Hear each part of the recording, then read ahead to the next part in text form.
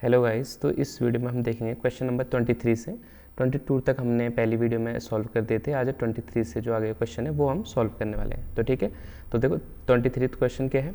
The shadow of a tower standing on a level ground is founded to be 40 metre longer when the sun's altitude is 30 than when it's 60। ऊपर भी question Hindi में पढ़ सकते हो। एक खड़ी मीनार है, उसकी छाया 40 मीटर अधिक लंबी हो जाती है जब सूर्य का उन्नतांश 60 डिग्री से 30 डिग्री हो जाता है। तो मीनार की ऊंचाई ज्ञात कीजिए।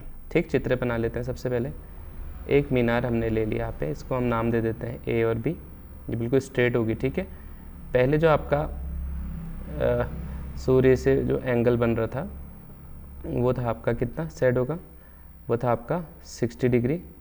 फिर वो घट के कितना हो जाता है बोल रहा है, तो एक और बनाओ यहीं पर से, तो वो घट के हो जाता है आपका 30 डिग्री हो जाता है। अब इनको नाम दे दो ए बी, और इसे दे देता हूँ मैं सी, और इसे दे देता हूँ डी। जब वो 60 से 30 होता है तो इसके बीच की डिस्टेंस उन्होंने हमें बता रखी है कितनी है, 40 मीटर। और हमें बतानी किसके बीच की है, हमें बतानी मीनार की ऊंचाई, मतलब ये बताना है हमें ए बी। तो ए बी को भी मैं एक्स लेट कर लेता हूँ अभी। तो सबसे पहले देखो क्या क्या दिया है। एक तो दिया है हमें angle A C B, sorry हाँ रुको, इसे इरेज करते हैं थोड़ा सा, ए सी और बी। ए सी बी कितना है हमारे पास, ये है ए सी बी हमारे पास है 60 डिग्री, और ए डी बी है हमारे पास 30 डिग्री। ये तो हमने जो लिखा हुआ है उसे मैं बता रहा हूँ आपको। अब आपको मेरे को ये बताना है कि जो टावर है ना, जो टावर है वो तो सीधा खड़ा होगा, मतलब सीधा खड़ा है तो कितने एंगल बना रहा होगा यहाँ पे, 90 डिग्री का एंगल बना रहा होगा।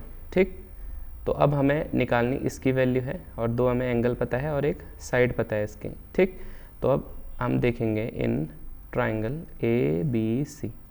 ए बी सी कौन सा ट्राइंगल है, ये वाला देखो, ए बी और सी। तभी मैंने कहा ना 90 का, तो इसमें हम क्या लगा सकते हैं। अब देखो हमें चाहिए क्या चीज़, हमें चाहिए आपका इसकी वैल्यू, ए बी की वैल्यू। तो हम पहले इस वाले ट्राइंगल में देखेंगे, फिर इस पूरे बड़े ए बी डी इस वाले ट्राइंगल में देखेंगे। तो देखो इसमें हम लगाएंगे 10C। तो 10C मतलब ये वाले एंगल की बात कर रहा हूँ। तो 10 का आपको पता होगा रेशियो क्या होता है, एक तो होता है आपका पी बी बी और एच एच बी, ये तो याद होगा ना। तो 10 का क्या होता है आपका परपेंडिकुलर अपॉन बेस। तो परपेंडिकुलर के आपके पास आपका होगा सर ए बी है, और बेस के आपके पास आपका होगा सर बी सी है या सी बी है। तो 10C, सी की वैल्यू क्या है आपकी, आपका होगा सर 10 60 डिग्री है। और ए बी क्या था हमारे पास, आपका होगा सर एक्स माना है हमने, और सी बी क्या था हमारे पास, सी बी कुछ भी नहीं था। तो 1060 की वैल्यू कितनी होती है आपकी, बताओ जल्दी से। तो 1060 की आपकी वैल्यू होती है, ये आगे को ही पे कर दे रहा हूँ मैं, √3 बराबर एक्स रखा था हमने ए बी की जगह पे अपॉन सी बी। तो यहाँ पर से हमने सी बी फाइंड आउट करा, सी बी को यहाँ भेज दो और इसको यहाँ भेज देते हो गया एक्स अपॉन √3। इसे मान लेंगे हम इक्वेशन फर्स्ट। अब ऐसे ही सेम हम इस वाले ट्राइंगल में देखेंगे ए डी बी। तो इसके बाद देखेंगे in triangle A B D, इसमें भी 10 वाला ही रेशियो लगाएंगे। 10D इक्वल टू क्या हो जाएगा आपका हो गया सर परपेंडिकुलर, तो ए बी था आपका, और जो बेस था वो था आपका डी बी। अब क्या करेंगे, अब देखो 10D की जगह कितना रखेंगे, 90 डिग्री है ना, और equal to A B over D B. ज़्यादा सॉल्व करो तो 1090 की वैल्यू आपका होगा सर कितनी होती है, 1/√3 equal to A B over D B. फिर से बोला मैंने आपको बोला था कि डी बी को इधर भेज दो, तो ये हो गया आपका। अब ए बी की वैल्यू भी हमने मानी थी एक्स ना, तो यहाँ पे एक्स रख देंगे एक्स, और ये √3 इधर चले गया तो √3, या आप बोल सकते थे ए बी √3। तो एक्स लिया था हमने ए बी की जगह, तो इसलिए हमने ये रख दिया। तो डी बी की वैल्यू कितनी आ गई हमारे पास, एक्स √3। अब देखो डी बी है क्या, यहाँ पर से यहाँ पर तक पूरा डी बी है। अगर मैं इसे ऐसे भी तो लिख सकता हूँ ना, D C plus C B. तो मैं डी बी को क्या लिख सकता था, D C plus C B equal to x √3। D C कितना था हमारे पास, आपका होगा सर 40 है, ये है ना D C, 40 plus C B equal to x √3। तो 40 को वहाँ भेज दो, तो सी बी इक्वल टू हो गया आपके पास एक्स √3 माइनस 40। इसको मान लूँगा मैं अब सेकेंड इक्वेशन। ठीक, तो एक इक्वेशन तो आपकी यहाँ पे निकली सी बी वाली, एक यहाँ पे निकली सी बी वाली। सी बी इसके भी इक्वल है एक्स √3 के, और सी बी एक्स √3 माइनस 40 के इक्वल भी है। तो ये दोनों इक्वेशन भी क्या होंगी, एक दूसरे के इक्वल होंगी। ठीक, तो मैं इसे इरेज कर रहा हूँ, फिर इसके बाद यहीं पे करते हैं इसे। ठीक है, तो सी बी दोनों के इक्वल है, तो सी बी के जो आगे है लिखा हुआ है सी बी इसके भी इक्वल है, सी बी इसके भी इक्वल है, मतलब ये दोनों भी एक दूसरे के इक्वल होंगे। तो मैं लिखता फ्रॉम फर्स्ट एंड सेकेंड जो x अपॉन √3 है ये किसके इक्वल है हमारा, x √3 माइनस 40 के। ठीक, अब इसे सॉल्व करो तो √3 को उधर ले जाओ तो √3 सबसे मल्टीप्लाई होगा, मतलब √3 x √3 से भी होगा मल्टीप्लाई और 40 से भी होगा, तो 40 के साथ तो सीधे लिख सकते हैं हम 40 √3 सीधे मल्टीप्लाई करके। ठीक है, इसके बाद सॉल्व करो, √3 से √3 हुआ तो कितना हो गया 3, x से √3 तो खाली x ही बचेगा यहाँ पे, माइनस 40 √3 और सॉल्व करते इसे। अब क्या करेंगे बताओ, अभी x एक के इक्वल था ना, तो इसको इधर भेज दो इस x को और 40 √3 को इधर भेज दो, तो ये हो गया आपका प्लस में यहाँ जाके ये 3x यहीं रहा, ये प्लस का इधर आके हो जाएगा आपका माइनस का x, तो ये हो गया आपके पास 2x इक्वल टू 40 √3 और दोनों किस में है, मल्टीप्लाई में है, तो आप कह सकते हो सर कहाँ चले जाएगा ये चले जाएगा आपका डिवाइड में चले जाएगा 2 से कैंसिल आउट करो कितने टाइम जाएगा 20, तो x बराबर कितना आ गया आपका 20 √3। ठीक है, तो x की वैल्यू क्या थी आपकी, AB की वैल्यू थी, तो ये कितना आ गया आपका 20 √3 मीटर। ठीक है, समझ में आ गया क्वेश्चन। पहले आपको क्या करना था, इस वाले ट्रायंगल में देखना था ACB और फिर देखना था ADP, इन दोनों से आपने किसकी वैल्यू निकाली, CB की वैल्यू, दोनों कॉमन थे ना, दोनों में थे CB, तो इसकी वैल्यू निकाल के आपने इन दोनों को इक्वल करा और उससे आपने AB की वैल्यू फाइंड आउट कर ली। ठीक है, अब देखेंगे हम नेक्स्ट क्वेश्चन। तो देखो अब नेक्स्ट क्वेश्चन है आपका 24 क्वेश्चन है आपका, PQ is a chord of length 8 centimetre of a circle of radius 5 centimetre. PQ एक कॉर्ड है बोल रहा है किसकी, जिसकी लेंथ है 8 सेंटीमीटर और उसका सर्कल है उसका रेडियस है 5 सेंटीमीटर का सर्कल का। तो एक टेंजेंट है PNQ, वो इंटरसेक्ट करते हैं पॉइंट T पर, तो हमें लेंथ बतानी है TP की। ठीक, मैंने चित्र बना रखा है पहले से, ज़्यादा लेट हो जा रहा है नहीं तो इस TP की हमें लेंथ बतानी है। देखो यहाँ पे सेंटर है, इसकी वैल्यू कितनी दे रखी है आपको 5 सेंटीमीटर और जो ये रेडियस है वो जो कॉर्ड है आपकी कितने की, आपका होगा सर 8 सेंटीमीटर की है। ठीक, तो P और Q एक जगह T पर प्रतिच्छेद करते हैं, ये कर रहे हैं T पर प्रतिच्छेद, तो TP की वैल्यू इसकी वैल्यू बतानी है। तो देखो मैंने बना रखा है और इसमें एक परपेंडिकुलर ऐसे ड्रॉ कर दिया, कहाँ से, कॉर्ड को छेड़ते हुए। तो सबसे पहले तो आपको बताना चाहिए कोई भी टेंजेंट किसी भी सर्कल को जब छू के किसी थर्ड पॉइंट पे बाहर पे छूता है तो वो सर्कल पे कितने का एंगल बनाता है, 90 का, मतलब 90 का आपका एंगल बन रहा है। ठीक है, और यहाँ पर से हमने एक परपेंडिकुलर खींचा, तो इस जो यहाँ पे कॉर्ड है इसको हाफ हाफ में ब्रेक कर देगा, मतलब ये भी 4 हो गया आपकी, ये भी 4 हो जाएगी, टोटल कितनी थी 8 थी आपकी। और मैंने कहा TP को मैं x मान लूँ और जो बीच में है आपकी TR वाली लाइन इसको मैं मान लेता हूँ y। ठीक है, इतना समझ गए, इसे नोट करो। तो चित्र समझ में आ गया होगा। अब देखो अब क्या बोला मैंने आपको, TP मैंने बोला कि क्या मान रहे हैं हम, x मान रहे हैं, और जो T और R है आपका उसे हमने क्या माना है, y मान रखे हैं। तो मैंने बोला अब इस वाले ट्रायंगल में देखेंगे कौन से में, PTQ में। अब ये भी ध्यान देना, ये P 90 डिग्री है, ये अंदर वाले के लिए है, और हमने यहाँ पर से क्या खींचा था, एक परपेंडिकुलर खींचा था कॉर्ड के इधर, तो ये भी कितना हुआ हमारा 90 का हुआ ना यहाँ पे। तो अब मैं इसी वाले ट्रायंगल में देखूँगा, इन ट्रायंगल PRT किससे देखेंगे, पाइथागोरस। ठीक, पाइथागोरस लगाएंगे इसमें। तो पाइथागोरस क्या बोलता है आपका कि जो हाइपोटेनस का स्क्वायर होता है, तो इसमें ये आपका 90 है, ये बेस है, ये हाइपोटेनस हो गया, तो हाइपोटेनस का स्क्वायर क्या है, x का स्क्वायर, ये होगा आपके किसके सम के इक्वल, जो परपेंडिकुलर क्या है इसमें, y का स्क्वायर प्लस बेस कितना था 4, तो 4 का स्क्वायर, बेस ही है ना आपका P और R, तो x square equal to y square equal to 4 का स्क्वायर हो गया आपका 16। तो एक इक्वेशन तो हमारी यहाँ पे आपकी बन चुकी है। अब सेकंड इक्वेशन मैंने बोला था कौन से वाले ट्रायंगल में देखोगे आप, POT या TPO या OPT, आप जो भी बोलो, इन ट्रायंगल OPT, इसमें भी क्या लगानी है आपको, पाइथागोरस थ्योरम। ठीक, तो देखो इसमें क्या है आपका, ये है यहाँ पे 90 बन रहा है, मैंने बताया था टेंजेंट जहाँ पे पड़ता है वहाँ पे 90 बना देता है ना। तो इसके लिए ये हो गया आपका परपेंडिकुलर, ये हो गया आपका क्या, सॉरी ये हो गया आपकी हाइपोटेनस और ये हो गया आपकी बेस। तो कैसे लिखोगे इसे आप, चलो लगाओ इसमें पाइथागोरस। तो आप कहोगे सर क्या हो जाएगा, अब इसके लिए ये वाली आपके परपेंडिकुलर, ये हाइपोटेनस, तो हाइपोटेनस हो गया आपकी, आप कहोगे सर टी ओ का स्क्वायर इक्वल टू हो जाएगा आपके टी पी का स्क्वायर, टी पी का स्क्वायर प्लस और कौन सा पी ओ का स्क्वायर, पी ओ का स्क्वायर। अब टी ओ का स्क्वायर देखोगे आप तो दो भाग में, एक तो टी आर तक है और एक है आर ओ तक।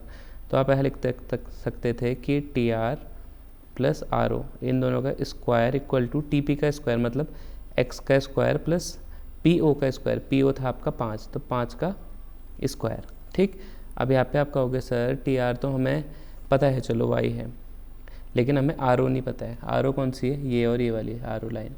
तो मैं बोल दूंगा कि इसको भी निकाल लेंगे इन ट्राइंगल। कैसे, कौन से छोटे वाले ट्राइंगल में देखोगे आप, पी आर और ओ।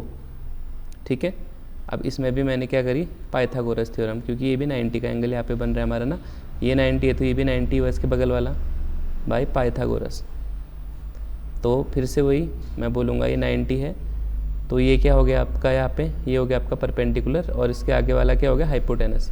तो हाइपोटेनस मतलब 5, तो 5 का स्क्वायर इक्वल टू परपेंडिकुलर कितना था आपका, आपका हो गया सर 4 है, तो ये हो गया आपका 4 का स्क्वायर प्लस, अब हमें क्या निकालना था, ये दिया था हमें यहाँ पे बेस दिया था 4 है ना बेस आपका, और हमें ये वाली लाइन निकालनी थी, ये क्या है आपके पास आर ओ है ना, तो आप लिख लोगे आर ओ का स्क्वायर। तो सॉल्व करते हैं तो 5 का स्क्वायर हो गया 25, 4 का स्क्वायर हो गया 16 प्लस आर ओ का स्क्वायर, उधर भेज दो से, तो आर ओ का स्क्वायर इक्वल टू 25 माइनस 16, मतलब आर ओ का स्क्वायर का जो आपका है वो हो जाएगा आपका 25 माइनस 16।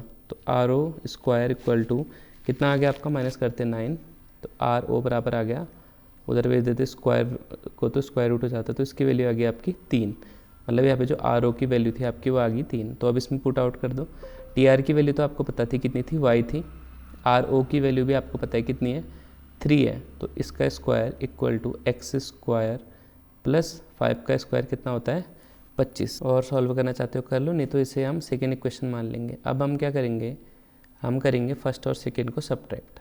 तो मैं लिखता सब्ट्रैक्टिंग फर्स्ट फ्रॉम सेकेंड। तो सेकेंड क्या था, जो लेफ्ट हैंड साइड है वो लेफ्ट हैंड साइड लिखो, जो राइट हैंड साइड है वो राइट हैंड साइड लिखो।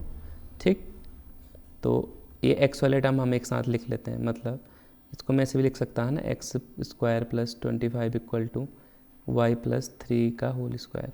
तो इसको ऐसे ही लिखो, एक्स का स्क्वायर प्लस 25, इससे माइनस करना है मैंने x square equal to y plus कितना था 3 का स्क्वायर में से मैंने माइनस करना था वाई स्क्वायर प्लस का 16। ठीक, ये माइनस करने थे इसलिए ध्यान देना ब्रैकेट में लिखना जिसमें दो दो टर्म होंगे, क्योंकि ये चेंज होंगे यहाँ पे आपके जो साइन है। ये हो गया आपका एक्स स्क्वायर से, तो एक्स स्क्वायर मेरा कैंसिल आउट हो गया, तो यहाँ बचा मेरे पास 25 इक्वल टू, अब इधर देखो ये है आपका ए, ये है बी, ए प्लस बी का होल स्क्वायर होता है आपका ए स्क्वायर प्लस बी का स्क्वायर मतलब 9 प्लस 2 इंटू एक्स वाई, 2 था आपके पास 2 इंटू एक्स वाई, 2 है आपके पास 2 इंटू एक्स था आपके पास वाई, और सॉरी एक मिनट रुको, हाँ इसको लिख के देख लेते हैं, एक्स प्लस वाई का होल स्क्वायर क्या होता है आपके पास x square plus y square plus 2xy। ठीक, तो एक्स स्क्वायर तो हमारा हो गया वाई स्क्वायर, और वाई का स्क्वायर हो गया 3 का स्क्वायर हो गया 9, 2 into x into y, 2 into y x into y, Y था आपके पास 3 माइनस, इसको ऐसे लिखोगे वाई का स्क्वायर, ये माइनस प्लस हो गया आपका माइनस का 16।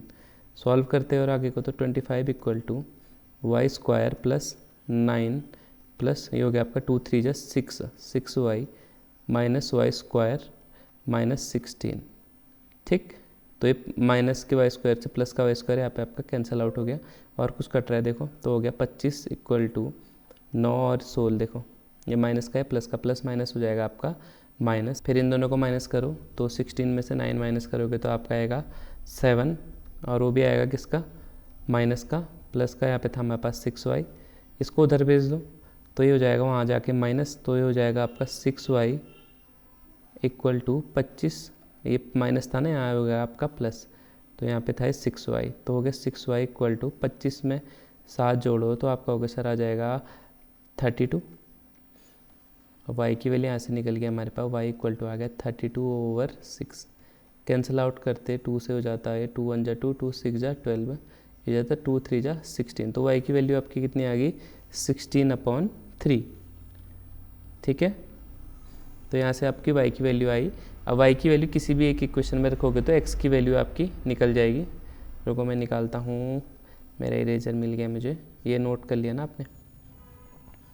ठीक है, तरीके और भी ऐसे कराने के, लेकिन सबसे इजी मुझे यही मिला तरीका। एक तरीका और भी था लेकिन वो तरीका थोड़ा लॉन्ग बैठेगा आपके लिए।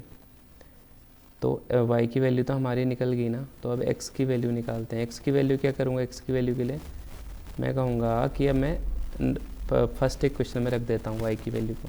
तो फर्स्ट इक्वेशन थी x² इक्वल टू y की वैल्यू कितनी है 16/3 का स्क्वायर प्लस 16, तो x² इक्वल टू 16 का होता है स्क्वायर आपका 256, 3 का होता है आपका 9 प्लस 16।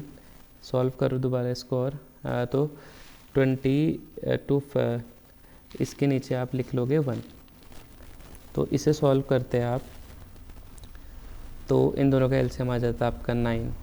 ठीक है, इन दोनों को सॉल्व करो आप, कितना आ जाएगा 1 9 जा और यहाँ पे 9 1 जा, यहाँ पे तो 256 ही रहा आपका, प्लस अब 16 में आप किसको मल्टीप्लाई करोगे 9 को मल्टीप्लाई करोगे, तो मल्टीप्लाई करोगे तो 16 9 जा आ जाएगा आपका 144 और यहाँ था आपका x²।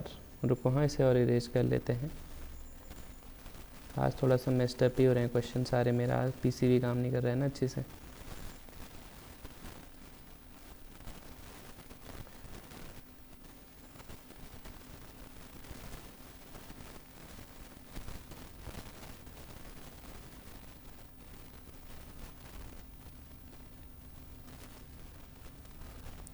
तो आपके पास बचता है यहाँ पे x² इक्वल टू, इन दोनों को प्लस करो ऊपर तो आ जाता आपका 400 अपॉन नीचे था 9। ठीक है, ये स्क्वायर था तो x की वैल्यू चाहिए थी तो वो उधर चले जाता, तो ये हो जाता है स्क्वायर रूट, दोनों का हो जाता। तो 400 का स्क्वायर रूट होता है आपका हो गया सर 20 और इसका होता है आपका 9 का 3, तो x की वैल्यू भी कितनी आई है आपकी 20/3।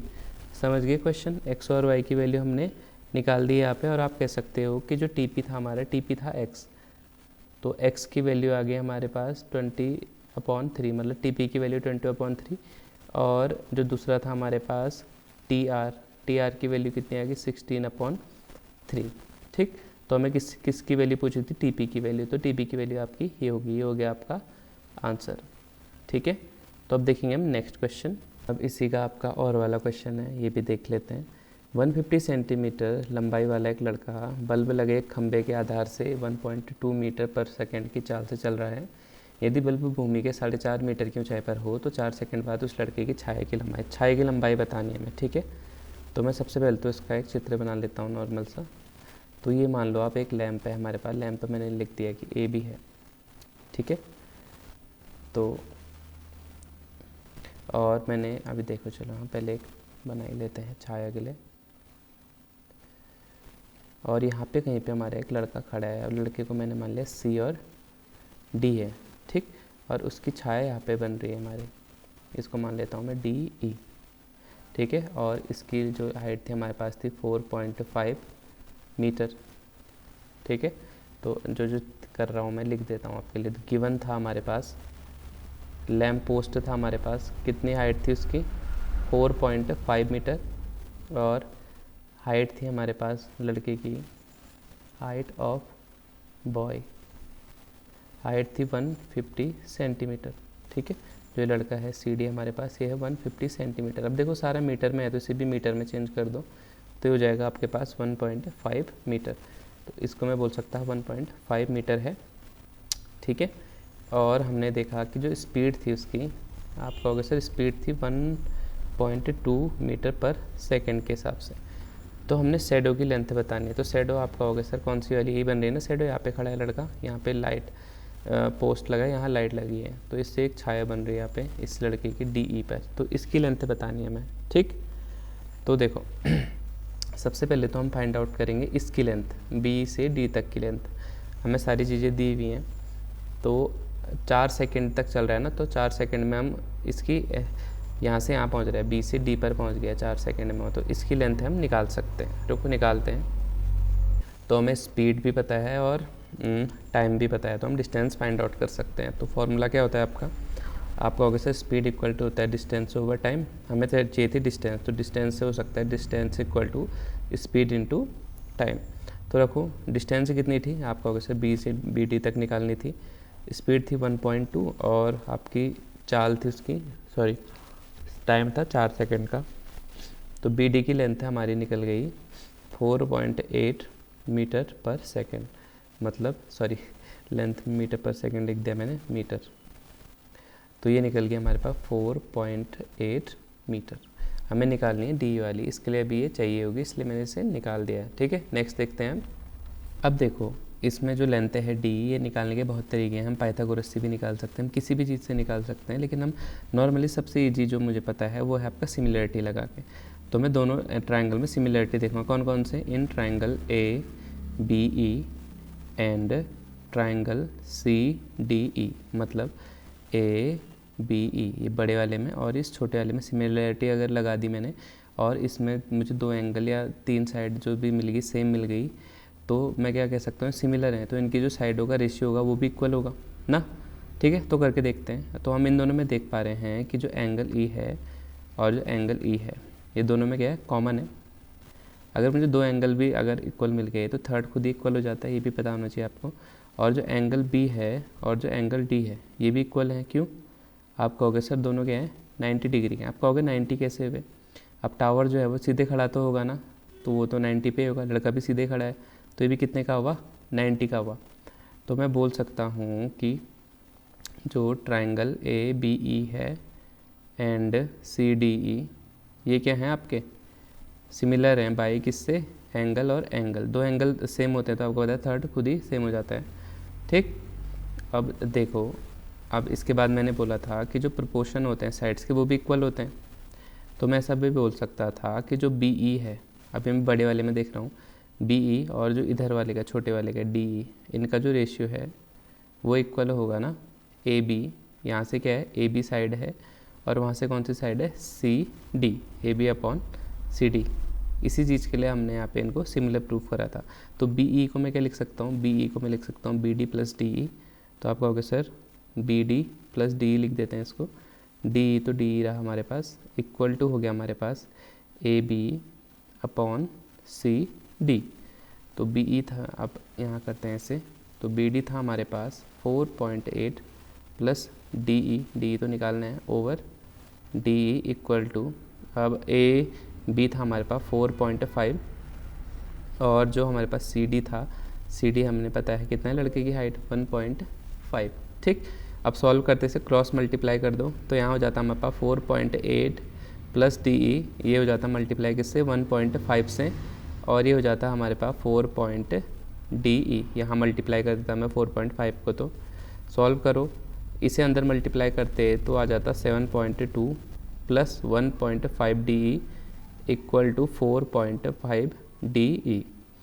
डी को आप क्या करो, आप इधर ले आओ, तो 7.2 तो यही रहा, 4.5 डी ई, ये वाला डी उधर चले गया तो माइनस हो जाएगा 1.5 डी ई से।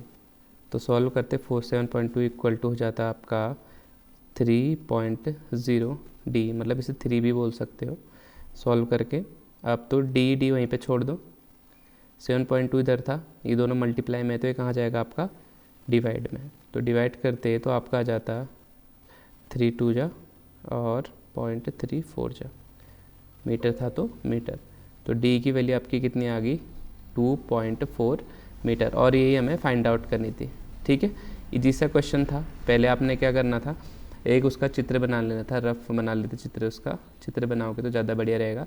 और उसमें आपने शो कर देना था कि ए बी लैम्प है हमारा और सी डी एक लड़का है, उसकी है जो शैडो बन रही है वो डी बन रही है। तो इसी को हमने फाइंड आउट करके यहाँ पे दिखा दिया है। क्या लगाया हमने, सिमिलरिटी रूल लगाया।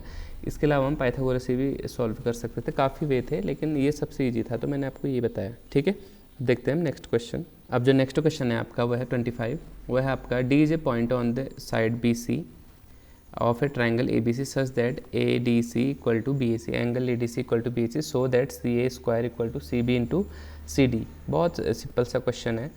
एक त्रिभुज है हमारे पास ए बी सी, इसका बना लेते हैं हम एक स्केच, इसको दे देते हैं नाम ए बी और सी।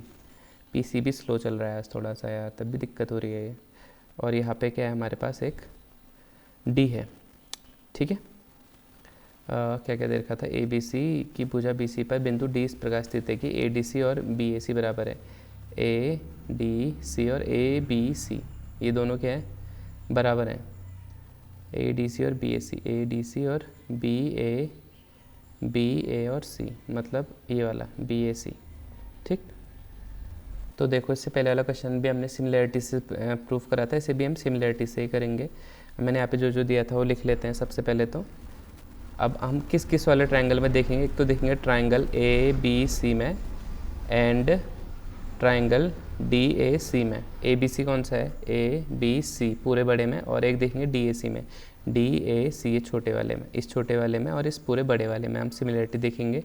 तो एक तो हमें पहले से दिया था कि जो बी ए सी है ना वो एंगल ए डी सी के इक्वल है, ये आपको गिवन था। और सेकंड हम बोल सकते हैं कि जो हमारे पास सी है एंगल सी, ये दोनों में कॉमन है, ये ए बी सी में भी है और ए डी सी में भी है। तो मैं ऐसे लिख सकता था कि जो एंगल ए सी बी है वो एंगल ए सी डी दोनों में है, तो इसे मैं लिख लेता कॉमन। तो दो हमें मिल गए, तो मैं इनको बोल सकता हूँ कि जो ट्रायंगल ए बी सी है वो क्या है, कॉन्ग्रुएंट है, सिमिलर है डी ए सी से, बाई किससे, ए क्राइटेरिया से, ठीक। अगर दो सिमिलर हैं तो इनके जो साइड्स का प्रोपोर्शन होता है वो भी क्या होता है, इक्वल होता है, ठीक। तो मैं ऐसे लिख सकता था कि सी ए ओवर सी डी। अब देखो आप सी ए ओवर सी डी, सी ए ओवर सी डी, सी ए किसकी साइड है, ए बी सी की साइड है, और डी सी किसकी साइड है हमारी, ये आपकी छोटे वाले ट्रायंगल की, ये किसके इक्वल होगा, सी बी ओवर सी ए। सी बी किसकी है, सी बी ये बड़े वाले की है, और सी ए किसकी है, छोटे वाले ट्रायंगल की है, ये दोनों भी इक्वल होंगे। तो इसको इधर क्रॉस मल्टीप्लाई करो तो ये हो गया C A into C A equal to C B into C D. तो सी ए और सी ए क्या हो गया, सी ए का square equal to C B into C D. अब देखो यही हमें क्या करना था, प्रूफ करना था। क्वेश्चन में भी देखो आप, हमें प्रूफ करना था C A square equal to C B into C D. तो इतना ईजी सा क्वेश्चन था। तो अब देखेंगे हम नेक्स्ट क्वेश्चन, ये आपको समझ आ गया तो इसे आप नोट कर लेना, ठीक है। अब नेक्स्ट क्वेश्चन है आपका 26। A tent is shape of a cylindrical surmounted in a conical top by a conical top, ठीक है। एक सिलेंडर है बोल रहा है, मैं बनाते भी रहता हूँ साथ साथ ही। एक सिलेंडर है हमारे पास भाई साहब ऐसा, और इसके ऊपर इसी के खोपड़ी में हमारा क्या है, एक कॉनिकल टॉप है, मतलब एक कोन भी इसी के ऊपर लगा हुआ है, ठीक। और if the height of the diameter of the cylindrical part is 2.1 metre, और जो हाइट है, if the height and the diameter, height है आपकी 2.1 मीटर, मतलब ये 2.1 मीटर है इसकी हाइट हो गया जो हमारी है, और जो डायमीटर है वो कितना है, 4 मीटर है। मतलब ये जो पूरा डायमीटर है यहाँ पे, ये होगा ना सर्कल यहाँ पे, इसका डायमीटर है हमारे पास 4 सेंटीमीटर, सॉरी वो भी मीटर ही था, ये भी मीटर ही था, हाँ गड़बड़ ना हो जाएगा। और जो स्लेंट हाइट है and the slant height of the conical top is 2.8, और ये कितना दे रखा है हमारे पास, 2.8 मीटर दे रखा है।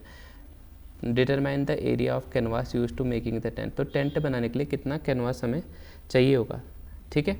अब ये तो ध्यान देना आप कि जो टेंट बनेगा वो नीचे से नहीं लगेगा हमारे पास, सिर्फ चारों कोनों से लगेगा और ऊपर टॉप से लगेगा ना, यहाँ बीच पे भी नहीं लगेगा। तो हमें क्या निकालना है इसमें, सिर्फ सी ए से निकालना है, कर्व्ड सरफेस एरिया निकालना है दोनों का, इस सिलेंडर का और इस कोन का, और दोनों को ऐड कर देना है। तो इसका आंसर हमारे क्या आ जाएगा, पूरे के पूरा आ जाएगा, ठीक। तो दिया क्या क्या था वो आप लिख सकते हो ना, आप कहोगे सर हाइट दी थी हमें, height of cylinder, height of cylinder क्या दी थी हमें, ये दी थी 2.1 मीटर, और जो डायमीटर था वो कितना था, आप कहोगे सर डायमीटर था हमारे पास 4 मीटर, तो रेडियस में बोल सकता हूँ कि 4/2 मतलब कितनी हो जाएगी, 2 मीटर हो जाएगी, ठीक है। तो अब मैं एक एक करके निकालता हूँ, पहले मैं सी ए से निकालता हूँ किसका, सिलेंडर का। मैंने बोला ना सिलेंडर को निकालना है, सिलेंडर के सी ए से को निकालना है, फिर उसके बाद कोन के CSA को निकालना है, फिर दोनों को ऐड कर देना है। तो सिलेंडर का CSA क्या होता है, वो होता है आपका 2πRh। ठीक, तो रखो 2 इंटू पाई की वैल्यू होगी 22/7, R था हमें पता है 2 इंटू H कितना था 2.1। सॉल्व करते से तो आपका आ जाता 22 को इससे करो, फिर इससे करो, 22 2 जा 44 और इससे करोगे तो 88। तो 88 इंटू 7 को डिवाइड कर दो, इससे 7 से इसको डिवाइड करोगे तो आपको हो जाएगा 0.3। ये आ गया आपका 0.3। दोनों को मल्टीप्लाई करो तो आ जाता है आपका 26.4 मीटर स्क्वायर। ठीक है, ये तो कैलकुलेशन है ना, छोटी मोटी है तो आप खुद भी कर सकते हो। इसके बाद मैंने बोला क्या करोगे आप, CSA निकालोगे, किसका, कोन का निकालोगे। तो मैं लिखता CSA ऑफ कोन। आप कहोगे सर क्या होता है CSA ऑफ कोन, ईजी होता है ना फॉर्मूले तो इनके, इक्वल टू πRL। एल भी दिया हुआ था हमें, देखो 22/7 है, पाई आर की वैल्यू देखो उसी पे है, इसके नीचे सिलेंडर ही है ना, तो जो सिलेंडर का हमारा क्या होगा, रेडियस होगा, वही इसका भी होगा। तो 2 इंटू एल था आपका 2.8, सिलेंडर हेड दी थी ना। सॉल्व करते तो आ जाता आपका 22 को 2 से करोगे तो आपका आ जाएगा 44। 7 को डिवाइड कर देते 7 से इसको तो आ जाता है 0.4 इंटू 0.4। ठीक, सॉल्व करो तो आ जाता है आपका 17.6 मीटर स्क्वायर। ठीक, अब आपने दोनों का निकाल दिया। देखो तो मैं अब क्या बोल रहा, दोनों को ऐड कर देना। एरिया ऑफ कैनवास यूज्ड, कितना कैनवास यूज होगा, तो ये होगा हमारे पास जो CSA है of cylinder plus CSA of cone. अब पूरा पूरा लिखना, मैं शॉर्ट में लिख रहा हूँ, ऐसा मत करना आप। तो ये हो गया आपका 26.4 प्लस 17.6। अब इन दोनों को ऐड कर दे तो आपको आ जाता आपका 44 मीटर स्क्वायर, मतलब 44.0 आता मीटर स्क्वायर। ये इसको आप बोल सकते थे 44 मीटर स्क्वायर। तो इसमें कितना कैनवास यूज होगा, 44 मीटर स्क्वायर इसमें आपका क्या होगा, कैनवास यूज्ड होगा।